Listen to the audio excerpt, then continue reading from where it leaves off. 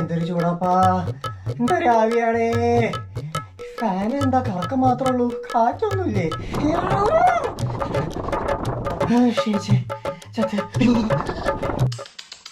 ഭയങ്കര ചൂടല്ലേ, പറയാണ്ടോ. ഫാന് കറങ്ങണ്ടേലും ഒരു കാര്യമില്ല അല്ലേ?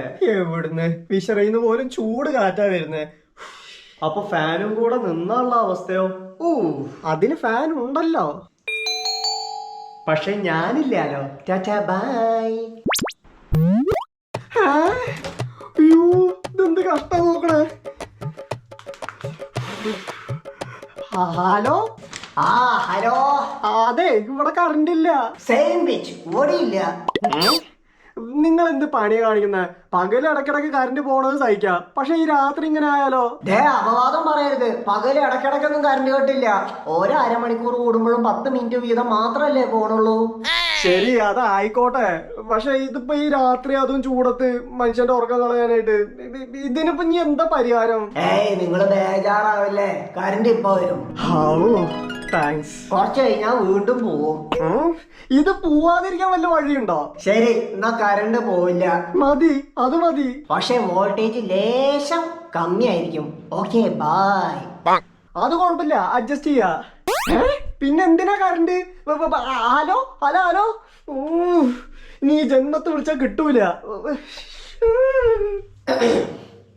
അടുത്തതായി വേദിയിൽ അരങ്ങേറാൻ പോകുന്നത് താഴെത്തൊടിയിലെ അഴുക്കുചാലിൽ നിന്നും നെപ്പോട്ടിസത്തെ കവിച്ചു വെച്ചുകൊണ്ട് ഒറ്റയ്ക്ക് വഴിവെട്ടി വന്ന സുനിമോൻ എന്ന ഈ കൊച്ചു കൊതുകിന്റെ ഒരു യുഗ്മഗാനം. സപ്പോർട്ട് ഉണ്ടാവണം. താങ്ക്സ്.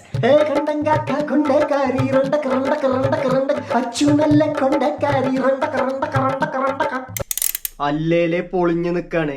ഇനി ഇവിടെ കടന്ന് മൂളിയാ അടിച്ച് പരത്തി ഭിത്തി ചാർത്തും ഞാൻ. ഓക്കേ.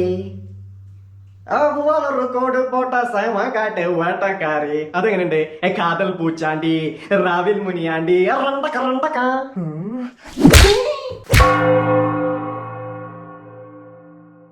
ഹലോ ചേട്ടാ, ഇത് പൂച്ചക്കടവ് ഭാഗത്തുനിന്നാണ്.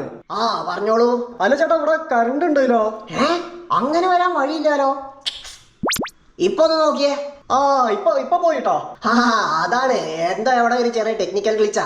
അതെ അല്ലേ, ഇപ്പൊ കറക്റ്റായി. ഇല്ലെങ്കിൽ തെറ്റി ധരിച്ചേനെ.